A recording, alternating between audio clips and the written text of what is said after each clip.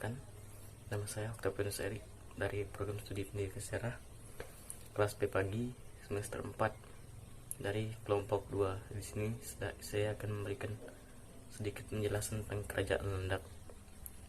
Kerajaan Landak yang dahulu dikenal dengan nama Landa ditulis dalam kitab Empu Prapanca di masa kejayaan Kerajaan Majapahit di saat pemerintahan Raja Hayam Wuruk.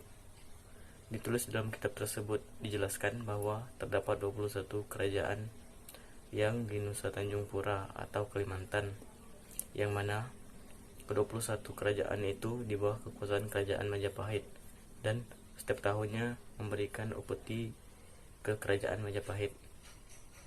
Kerajaan Landak mula-mula diperintah oleh Raden Ismahayana dengan gelar Raja Dipati Karang Tanjung Tua. Setelah menganut agama Islam, ia dikenal dengan gelar Abdul Lakhar. Pada zaman pemerintahan raja pertama ini, kerajaan kedudukan di Ningrat Batur di Sungai Terap atau Mandor oleh masyarakat Dayak Kandayan. Saat ini tempat tersebut disebut sebagai Ambawang Batur. Ambawang yang berarti peninggalan oleh Raden Ismahayana, Raden Abdul Lakhar. Pusat pemerintahan kemudian dipindahkan ke Munggu yang terletak di persimpangan Sungai Landak dengan Sungai Manyoke. Karena kerajaan ini terletak di Sungai Landak, maka dinamakanlah Kerajaan Landak. Landak berasal dari bahasa Belanda yang terbagi menjadi dua suku kata, Lan dan Dak. Lan yang artinya pulau dan Dak artinya Dayak, dikarenakan mayoritas penduduk aslinya adalah suku Dayak. Baiklah, wilayah kekuasaan Kerajaan Landak kira-kira mencakup seluruh Kabupaten Landak, Kalimantan Barat. Pada tiga periode awal, secara geografis, wilayah yang dikuasai oleh kerajaan ini meliputi daerah sepanjang Sungai Landak. Berikut ini sungai-sungai kecil yang merupakan cabang dari sungai tersebut. Yang merupakan anakan Sungai Kapuas ini memiliki panjang sekitar 390 km. Dalam perkembangannya, kemudian cakupan wilayah kekuasaan Landak semakin luas hingga daerah-daerah pedalaman. Jika dibayangkan dengan kondisi saat ini, kira-kira batas wilayah Kerajaan Landak menyerupai wilayah Kabupaten Landak yang berbatasan langsung dengan Kabupaten Sanggau di sebelah timur, Kabupaten Mempawah di sisi barat, Kabupaten Bengkayang di bagian utara, dan di bagian selatan oleh Kabupaten Ketapang. Ditenggarai bahwa alasan pokok para penduduk Kerajaan Landak memilih bantaran sungai sebagai tempat bermukim adalah karena di sepanjang sungai ini memiliki potensi kekayaan alam yang luar biasa, yakni intan dan emas. Usman mengatakan bahwa intan terbesar yang pernah ditemukan dan dimiliki oleh Kerajaan Landak bernama Palladium Intan Kubi dengan berat 367 karat. Setelah penemuan itu, intan tersebut diberi nama sebagai Intan Danau Raja. Intan ini ditemukan tatkala Raden Natatua Pangeran Sancanata Kusuma II yang bertahta sebagai Raja Landak ke-19 di Bandung. Lebih lanjut, sebagai sebuah kerajaan, Landak tidak menutup diri dengan dunia luar. Kerajaan ini justru aktif menjalin hubungan dengan kerajaan-kerajaan lain di sekitar Kalimantan Barat. Relasi yang dibangun adalah hubungan kekerabatan seperti dengan Kesultanan Sambas, Al-Wazik Kubillah, Kerajaan Mempawah, Amantubillah, Kerajaan Sanggau, Kerajaan Matan, dan Kerajaan Tayan. Assalamualaikum warahmatullahi wabarakatuh. Perkenalkan, nama saya Usi Uliasari, NIM 131910042 dari kelompok 2, yang mana kelompok 2 menjelaskan tentang Kerajaan Landak dan Kerajaan Selimbau. Di sini saya akan menjelaskan kerajaan Selimbau. Nah, kerajaan Selimbau merupakan kerajaan Hindu tertua di Kalimantan Barat dan mempunyai susunan pemerintahan yang lengkap. Kerajaan Selimbau dahulu bernama Kerajaan Palembang, didirikan oleh Sri Paduka Maharaja Bindu Mahkota, terletak sekitar 2 km dari kota Selimbau.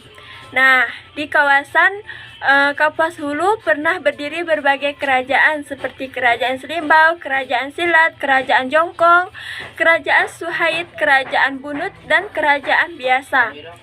Nah, tujuan Belanda pertama kali datang ke Kerajaan Selimbau di Kapuas Hulu semasa pemerintahan penambahan Abbas Suryanegara. Nah, tujuan kedatangan Belanda itu adalah meminta izin raja mengusahakan kayu guna mendirikan benteng di Kenerak. Nah, selanjutnya beberapa kali raja-raja di Selimbau mengadakan kontrak politik dengan Belanda, yaitu pada tanggal 15 November tahun 1823 semasa pemerintahan Pangeran Suma. Nah, yang kedua pada 5 Desember dan 25 Desember tahun 1847 semasa pemerintahan Pangeran Muhammad Abbas Surya. Nah, pada tanggal 27 Maret tahun 1855 itu tanpa keterangan.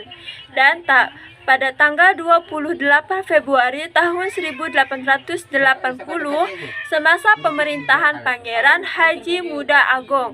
Pada awal abad ke-20 demi memperkecil kemungkinan perlawanan dan pemberontakan, pemerintahan kolonial menghapuskan beberapa kerajaan. Antara kerajaan-kerajaan di Kapuas Hulu juga termasuk Kerajaan Selimbau berakhir pada tahun 1916 dengan digabungkan dengan Hindia Belanda.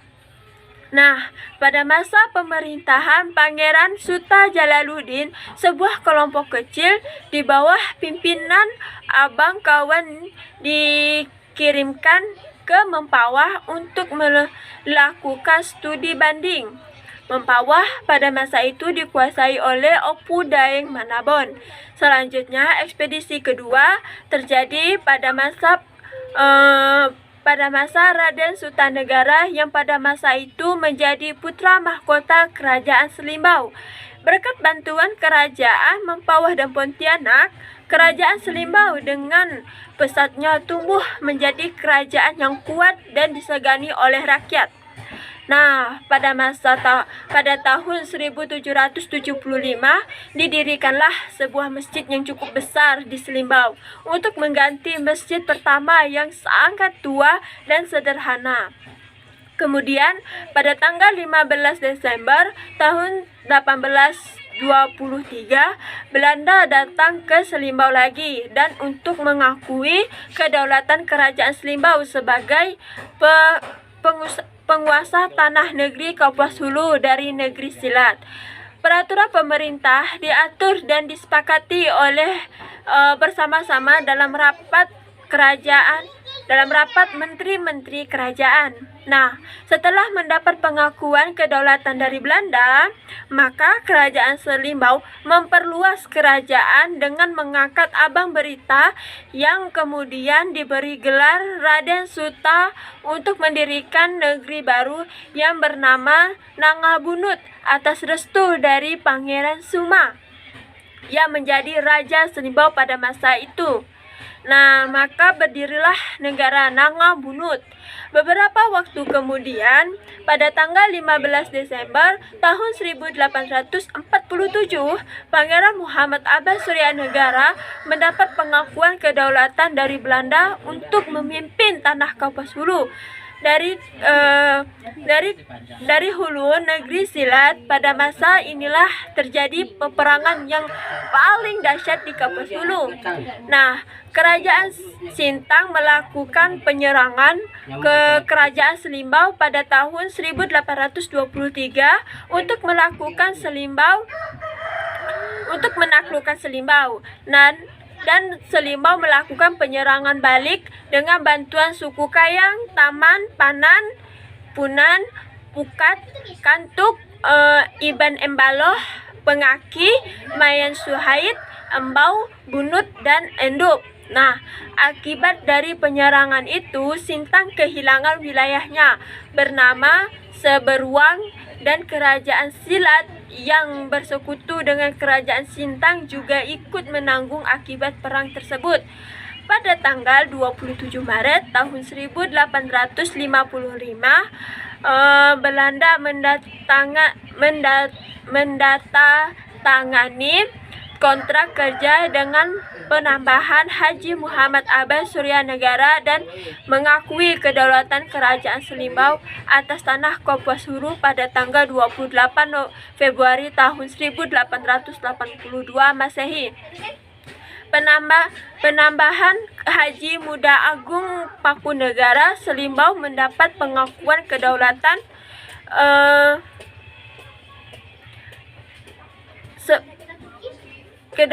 sebagai raja yang ke-23 dari pemerintah Belanda di Betawi. Nah, ketika baginda wafat, diangkatlah Pangeran Haji Muda Indra Sri Negara Muhammad Yunus sebagai raja pemangku.